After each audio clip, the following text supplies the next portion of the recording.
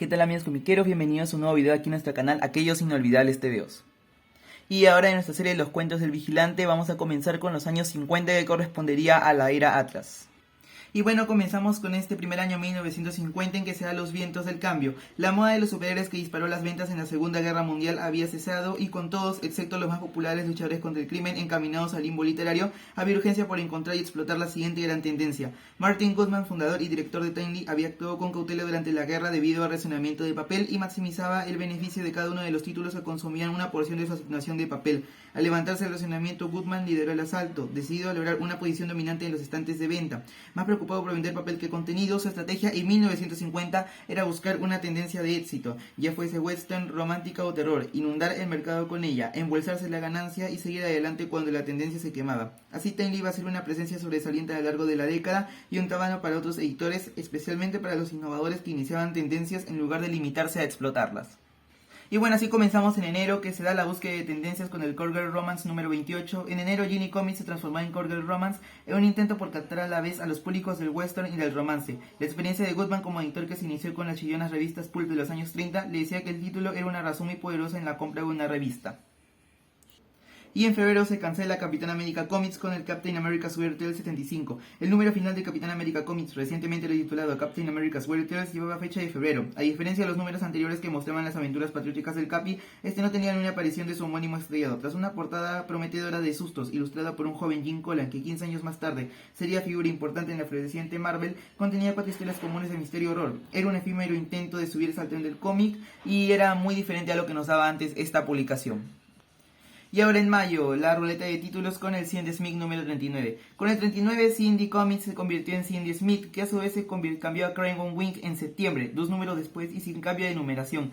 Retitular una revista en vez de cancelarla era habitual por 2 razones. La primera, para asegurar los permisos postales para suscripciones. La editorial debía pagar una cuota por título. Al continuar la numeración de un título fallido en uno nuevo, Goodman conseguía a menudo evitar tener que pagar esta cuota otra vez. Y en segundo lugar, porque en ese tiempo la competencia era feroz. Era más posible que los vendedores compraran un cómic con un número alto que comprar uno con un número bajo, y que así aseguraba que su cómic fuera más visto y comparado que otros con los números 1 en la portada. Y en diciembre tenemos que Apache Kid cabalga. Apache Kid fue uno de los personajes más duraderos de Timely. Hizo su aparición en Two One Western número 5 en noviembre de 1950 y en diciembre consiguió su propia cabecera. Apache Kid 53, la numeración continuaba la de Reno Brown, Hollywood's Greatest Scott Girl. Apache Kid era Alan Grandar, quien tras el asesinato de sus padres fue adoptado y creado por el jefe Apache Halcón Rojo. Tras regresar a la ciudad del hombre blanco bajo el nombre de Alicious Care, volvería a utilizar su atuendo de Apache y su pintura de guerra para combatir a las amenazas a sus 2 hogares. A diferencia de muchos westerns de la época, Apache Kid solía describir la cultura nativa norteamericana con respeto y diferenciaba entre las distintas tribus. Aunque la serie finalizó en enero del 52, fue resucitada en un breve tiempo entre 55 y 56 y luego se reimprimió en la década de los 70. El propio Apache Kid regresó en 2002 en la serie limitada Apache Skies de la línea Marvel para adultos Mats.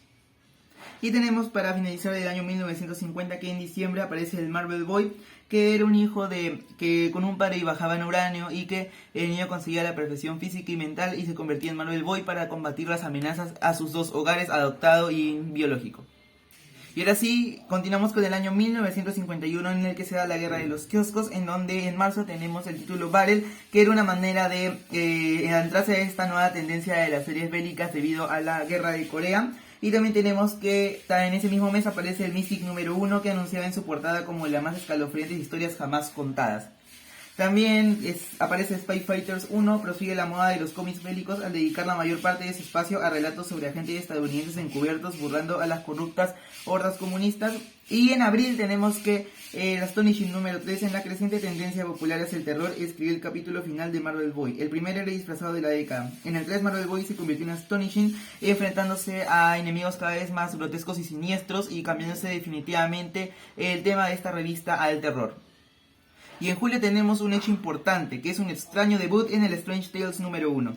En respuesta a la moda del terror, Tiny lanzó 2 títulos permanentes. En marzo había aparecido Mystic, pero el más importante fue Strange Tales 1, que iba a convertirse en la serie de más recorrido que entraría en la edad Marvel, y que finalmente serviría de hogar a la Antorcha Humana, Doctor Extraño y Nick Fury, agente de S.H.I.E.L.D. Durante sus primeros 10 años presentó una variada colección de relatos cortos de terror. De hecho, el contenido de Strange Tales y de Mystic eran totalmente intercambiables, y solo el anuncio en la viñeta más grande de la página de inicio indicaba qué serie iba dentro.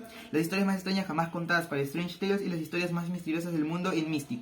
Strange debe seguir el formato típico de antología de presentar varias historias cortas de suspense en cada número. En este sentido no era distinto de cualquier otro de los cómics de terror de Timely. Y en noviembre tenemos que aparece Combat Kelly número 1. Timely realizó Combat Kelly, su primer título de guerra dedicado a un solo personaje, inspirándose en las películas bélicas al estilo de John Wayne. Al estilo del Sargento Furia que aparecería una década después, Kelly era un combativo soldado de infantería, un tipo duro sin miedo a la guerra, apoyado por su compañero y contrapunto cómico Cookie Novak. Kelly se abría camino a través del conflicto, despachando con rapidez al enemigo a golpe de chistes y nudillos. Y ya para acabar este año 1951, en diciembre, se da el cambio de logotipo. En diciembre, Martin Goodman abandonó la distribuidora Cable News para lanzar su propia red de distribución, Atlas. Un emblema de Atlas empezó a aparecer en las portadas de Timely, uniéndolas visualmente bajo la misma casa editorial. Este logo iba a convertirse en elemento fijo y el nombre de Atlas, aunque nunca fue adoptado formalmente por el sector editor de la empresa, fue usado en la jerga habitual. En 1963, cuando llegó el momento de dar un nombre a la línea de superhéroes, el editor Stan Lee deseó llamarla Atlas Comics Group, pero este fue desechado por Goodman, que pensaba que Marvel Comics Group tenía más fuerza. Y bueno, amigos comiqueros, así llegamos al final de este video, este primer video de la historia de Atlas. Denle like, suscríbanse para seguir viendo los demás capítulos y llegar a la era Marvel de los cómics. Excelsior.